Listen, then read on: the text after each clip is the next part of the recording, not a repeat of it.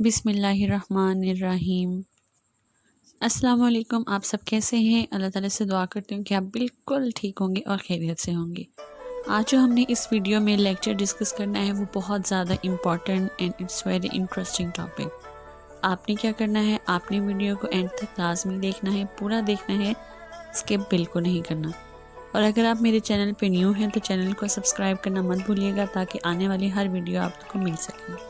आपको मैं वीडियो देखने का एक बहुत ही आसान तरीका बताती हूँ। जो स्टूडेंट्स इस वीडियो को देख रहे हैं, आपने रजिस्टर लेना है और एक साथ पेन लेना है। जो साथ साथ वीडियो चलती रहेगी आपने साथ साथ नोट करना है और एंड पे हम लेक्चर रिवाइज करेंगे। लेक्चर रिवाइज करने से क्या होता है कि आपने जो पढ़ा होता है वो सारा आपको अपनी फिंगर टिप पे याद हो जाता है। और आपसे एक बात और शेयर करती जाऊँ कि अगर आपने इस लेक्चर की पिक्चर्स लेनी है तो मेरे इंस्टाग्राम को फॉलो करना मत भूलिएगा। उसका लिंक मैं डिस्क्रिप्शन में भी लिख दूँगी और उसका लिंक मेरे चैनल की अबाउट में भी है। पिक्चर्स मिल जाएंगे तो आप लेक्चर साथ साथ सुनेंगे और साथ साथ देखेंगे तो ज़्यादा अच्छे से याद होगा। So we have following points in the outline, let's have a look. First one is introduction, second definition, third role of FS, fourth responsibilities. और रिस्पॉन्सिबिलिटीज़ में हम डिस्कस करेंगे फूड बॉर्न पैथोजेंस की डेफिनेशन और टॉक्सिक की। यहाँ पे मैं आपको एक बात बता दूँ, role of FS, FS mean food scientist और एफटी मीन्स फूड टेक्नोलॉजीज। चलिए स्टार्ट करते हैं। First subtopic is introduction. Come to work, ये फूड साइंस एंड टेक्नोलॉजी की टॉपिक का की पॉइंट है, आपने इसको याद रख लेना है। तो इट मीन्स आपको फूड साइंस एंड टेक्नोलॉजी की डेफिनेशन हो जाएगी। फार्म मतलब कि हार्वेस्टिंग का टाइम, जब किसान वहाँ से फ्रूट या वेजिटेबल जो भी उसने लगाया उसको वो हार्वेस्ट करता है, मतलब उसकी काश्तकारी करता है। टू द फॉर्क, फॉर्क मतलब कि हमारी प्लेट में जब खाना आ जाता है और जब हम उसको कंज्यूम कर लेते हैं, दैट इज़ द फॉर्क। तो इसका मतलब फार्म टू फॉर्क हार्वेस्टिंग से लेकर जो जितना भी प्रोसेस उस फूड पर लगा है हमारे खाने तक, जो सारी प्रोसीजर हैं उसको हम किस में इंक्लूड करेंगे, फूड साइंस एंड टेक्नोलॉजी में।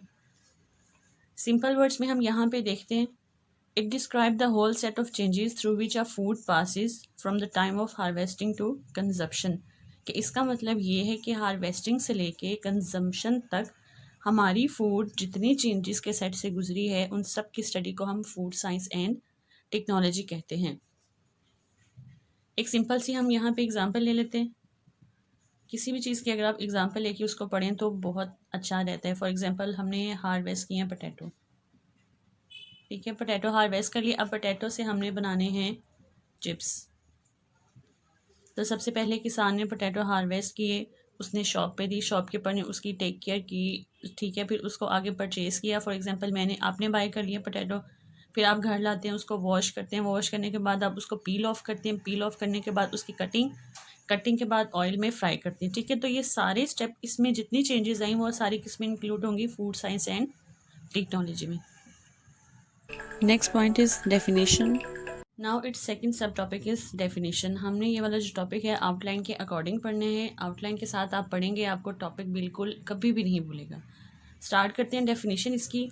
Food science and technology is define as, अब वहाँ पे हमने ये पढ़ा कि फूड साइंस को हम फार्म टू फोर्क कहते हैं। कि इसका मतलब है कि हार्वेस्टिंग से लेके हमारे कंजप्शन तक जितनी भी फूड में चेंजेस आई वो इसमें इंक्लूड होती हैं। अब इसमें चेंजेस इंक्लूड कैसे होती हैं उसकी डेफिनेशन से हमने यहाँ पे देखना है। Application of physics, chemistry, microbiology, engineering and nutrition to the handling, processing and storage of food।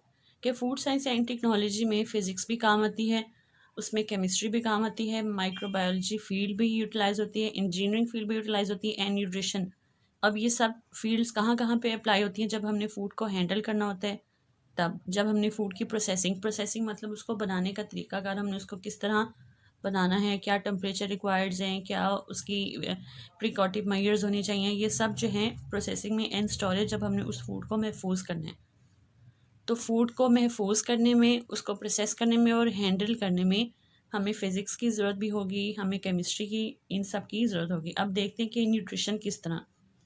कोई भी फूड आपने प्रोसेस करनी है कि तो आपको सबसे पहले पता होना चाहिए कि उस फूड में कैलोरीज कितनी हैं, उस फूड में हमारे पास कैलोरीज कितनी हैं। जैसे हम न्यूट्रिशन लेबल देखते हैं कि इसमें इतनी कैलोरीज, तो वो न्यूट्रिशन हमारे फूड साइंस टेक्नोलॉजी में बहुत इंपॉर्टेंट है। इंजीनियरिंग भी बहुत ज़्यादा इंपॉर्टेंट है। लाइक आप जो भी इंस्ट्रूमेंट यूज़ करते हैं उसके लिए वो सब इंजीनियरिंग की फील्ड से हमारे पास रिलेटेड रहते हैं। माइक्रोबायोलॉजी, माइक्रोबायोलॉजी इस तरह यूटिलाइज होती है कि आपने फूड के कल्चर्स प्रिपेयर करने होते हैं। लाइक आपने योगर्ट बनानी है तो योगर्ट के लिए जो हम कल्चर लेंगे उसमें हमें माइक्रोबायोलॉजी की हेल्प चाहिए। तो इस तरह जो फील्ड जो है वो हर अपने काम से रिलेटेड है। केमिस्ट्री बहुत इंपॉर्टेंट है। हमारे लैब में जितने भी हम एक्सपेरिमेंट्स करते हैं उन एक्सपेरिमेंट में जितने केमिकल्स यूज़ होते हैं वो हमें कहाँ से मिलते हैं, केमिस्ट्री। तो so that is why chemistry field is also important in FST, food science and technology की शॉर्ट फॉर्म है। नेक्स्ट फिज़िक्स है। फिज़िक्स हमें न्यूमेरिकल्स वगैरह में उसकी जो वैल्यूज़ इकट्ठा करने में काम आता है, तो इसलिए ये सब चीज़ें बहुत ज़रूरी हैं फूड साइंस एंड टेक्नोलॉजी में। ये इसकी डेफिनेशन है। Third one is role of FS और FT। We are on the third subtopic, that is the role of food scientist और food technologist। अब सबसे इम्पॉर्टेंट बात आ गई है, बहुत ध्यान से आपने सुनी कि अब इनका रोल क्या है, इन्होंने क्या क्या चीज़ें कंट्रोल करनी होती हैं। Let's have a look. Role of food scientists or food technologists is expected to have convergent with the problems connected with the understanding the nature, handling, processing and storage of food। सबसे पहले तो हम difficult words देख लेते हैं। Conversion means discuss करना, बात करना उस पर।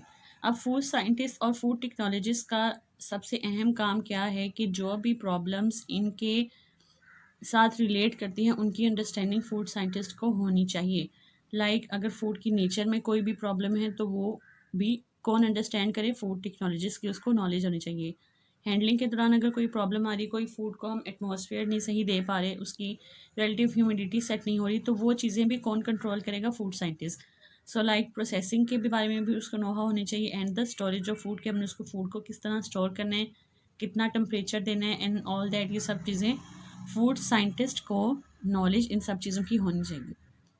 अगर एक फूड साइंटिस्ट जो है इन चीज़ों की नॉलेज रखता है तो वो अपनी इंडस्ट्री को ज़्यादा बेहतर तरीके से चला सकता है एज़ कम्पेयर जो सिर्फ अपनी प्रोडक्ट लॉन्च कर दे और उसको ना तो फूड की नेचर के बारे में कुछ पता हो, ना हैंडलिंग के मैंने उसको हैंडल कैसे करना है, ना प्रोसेसिंग और ना ही स्टोरेज। अब ये जैसे ये थर्ड टॉपिक है हमारे टॉपिक का, तो आप इसमें ये पॉइंट रख लें कि इसमें 4 मेन पॉइंट्स हैं, ठीक है। फॉर एग्जांपल मैं आपको यहाँ पे मैप बना देती हूँ। Role of FS, food scientist या फूड टेक्नोलॉजिस्ट, आप इसको इस तरह कह सकते हैं। ये 4 आप इस तरह माइंड मैप बना लें। फर्स्ट में हमारे पास नेचर है, सेकंड में हमारे पास हैंडलिंग है, जगह कम है मैं इसलिए छोटा लिख रही हूँ, आप इजीली लिख सकते हैं। थर्ड हमारे पास प्रोसेसिंग है and fourth one is storage. कि इन 4 चीज़ों के बारे में फूड टेक्नोलॉजिस्ट या फूड साइंटिस्ट को पता होगा तो वो अपनी इंडस्ट्री को चला सकता है। Next is responsibilities. हम इसकी रिस्पॉन्सिबिलिटीज़ पे आए हैं।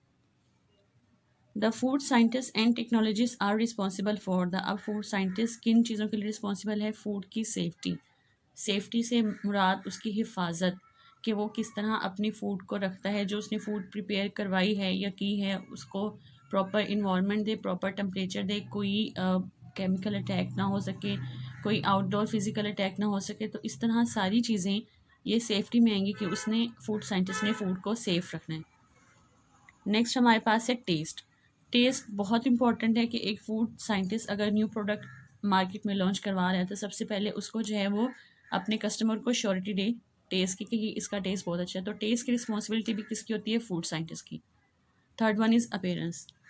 अपेयरेंस तो बहुत ही इंपॉर्टेंट है। लाइक अब फॉर एग्जांपल आपके पास एक प्रोडक्ट है, लेस का न्यू फ्लेवर आया, लेकिन आपको नहीं पता उसका टेस्ट कैसे, तो उसकी जो कवरिंग पे अपेयरेंस होगी, यहाँ मैं लिख देती हूँ अपेयरेंस ऑन कवरिंग, कि जो उसकी कवरिंग पे अपेयरेंस होगी उसको देखकर कस्टमर जो है वो उसकी प्रोडक्ट बाय करेगा। So appearance is the most major responsibility of the food scientist. ये बाकी भी हैं लेकिन अपेयरेंस ज़्यादा है। उसके बाद है न्यूट्रिशन ऑफ प्रोसेस्ड फूड, के जो फूड प्रोसेस्ड हो चुकी हैं उनकी न्यूट्रिशनल क्वालिटीज़ को का ख्याल रखना भी फूड साइंटिस्ट का काम है। कि अगर मैं एक प्रोडक्ट बना रहा हूँ, कोई न्यू प्रोडक्ट लॉन्च कर रहा हूँ, तो उसकी प्रोसेसिंग से उसकी न्यूट्रिशनल वैल्यूज़ तो कम नहीं हो रही, ये सब चीज़ें फूड साइंटिस्ट की रिस्पॉन्सिबिलिटी में आती हैं। इसी तरह आप जो है वो यहाँ पर भी कर लें। मैं आपको यहाँ पे भी माइंड मैप बना देती हूँ। रिस्पॉन्सिबिलिटीज़, किसकी रिस्पॉन्सिबिलिटीज़? FT या FS, यानी जो भी है, ये भी हमारे पास इसकी 4 रिस्पॉन्सिबिलिटीज़ ही हैं। फर्स्ट वन इज़ सेफ्टी, कि उसने सेफ फूड की सेफ्टी का ख्याल रखना है। Second one is the taste. Third one is appearance. And fourth one is nutritional value.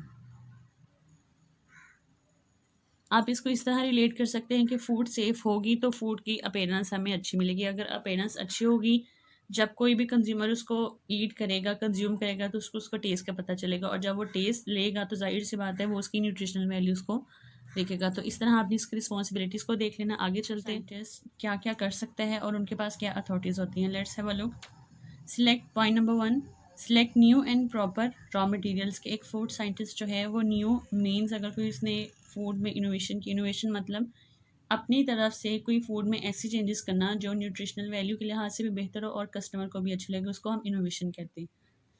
वो अगर उसने प्रोडक्ट में इनोवेशन की तो उसके लिए वो न्यू प्रोडक्ट्स भी बाय कर सकता है और प्रॉपर रॉ मटेरियल्स भी सिलेक्ट कर सकता है। Raw material means that foods before अनकुक, cooking से पहले जो भी आपके पास फूड होती है उसको हम रॉ मटेरियल्स कहते हैं। लाइक जैसे मैंने वेजिटेबल नगेट्स बनाने हैं तो उसके लिए जो वेजिटेबल्स होंगी मेरे पास, उनको हम रॉ मटेरियल्स कहेंगे। वेजिटेबल्स में पीस आ सकते हैं, carrot, capsicum, each and everything, और नगेट्स में के लिए चिकन। तो सबसे पहला पॉइंट कि select new and proper raw material, की फूड साइंटिस्ट जो है वो न्यू और प्रॉपर रॉ मटेरियल्स को सिलेक्ट कर सकता है, उसके पास ये अथॉरिटी होती है।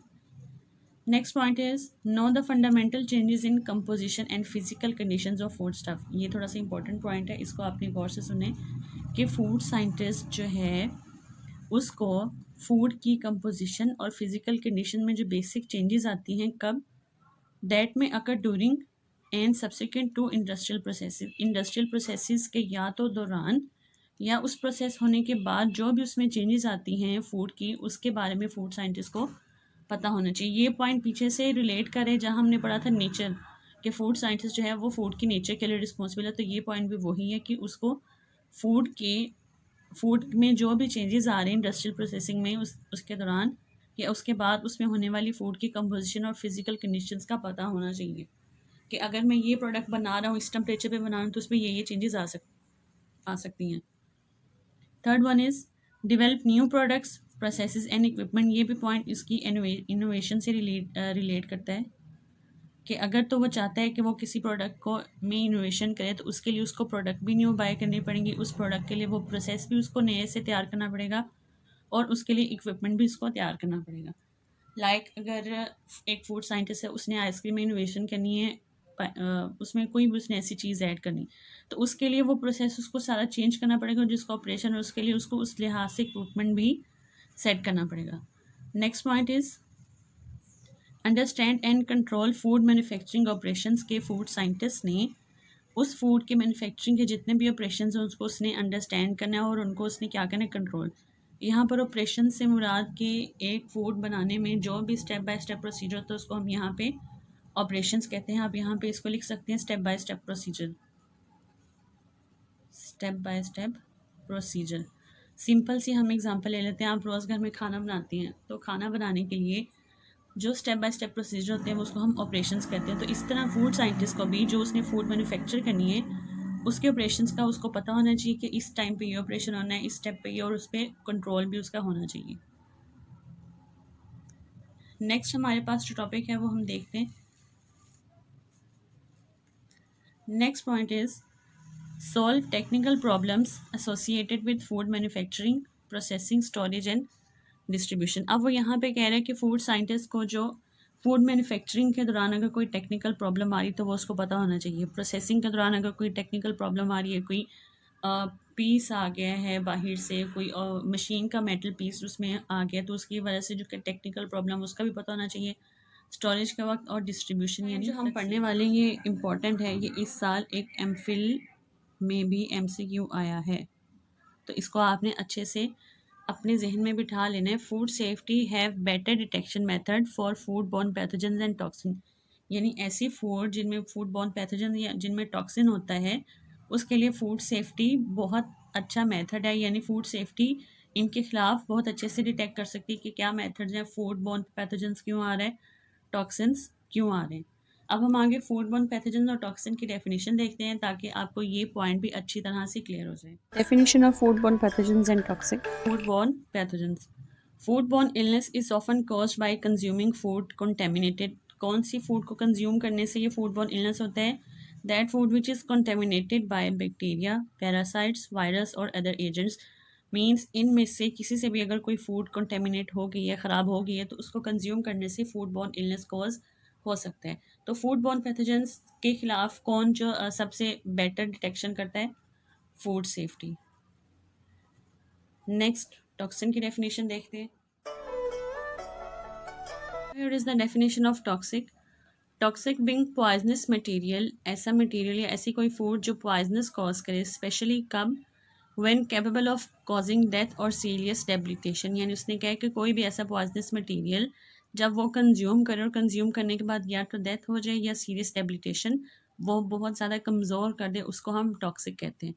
तो हमने पीछे एक लाइन पढ़ी थी, that toxic and food borne pathogens are controlled by, किससे कंट्रोल होते हैं?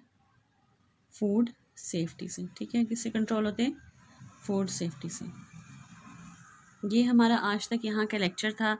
आपने अभी भी वीडियो को बंद नहीं करना, एंड पे मैंने आपको सारे लेक्चर रिवाइज करवाना है ताकि आपकी फिंगर टिप पे अच्छे से लेक्चर तैयार हो जाए। तब तक के लिए आपने मेरे साथ रहना है। अगर आपको ये वीडियो पसंद आई है तो लाइक कीजिएगा, शेयर, कमेंट में आपने अपना रिव्यू लाजमी देना है। कोई सजेशन है तो वो भी मोस्ट वेलकम लाजमी दीजिएगा। अगली वीडियो तक आपने मेरे साथ रहना है। अगर आपने चैनल को सब्सक्राइब नहीं किया तो अभी चैनल को सब्सक्राइब कर लें। So let's start our today's lecture. First one is introduction. Introduction में हमने पढ़ा था farm to fork means harvesting से कंजम्पशन तक जितना भी टाइम है वो सारा FST में आता है। Next we have a definition in which we discuss that the branch of physics, chemistry, microbiology, engineering and nutrition are used. One is role of FS और FT means they have to control the nature of food, handling, processing and storage of food, and they have to understand all of these. Next one is responsibilities means they have to take the responsibility for the safety, appearance, taste and nutrition of the processed food. Last one is foodborne pathogens and toxic definitions. Thank you so much for watching the complete video. अगर आपको ये video पसंद आई है like लाजमी कीजिएगा। Comment में आपने अपना फीडबैक मुझे लाजमी देना है। वीडियो को शेयर करना मत भूलिएगा, और अगर आपने अभी तक भी मेरा चैनल सब्सक्राइब नहीं किया तो चैनल को सब्सक्राइब कर लें। मिलते हैं अगली वीडियो के साथ। अल्लाह हाफिज़।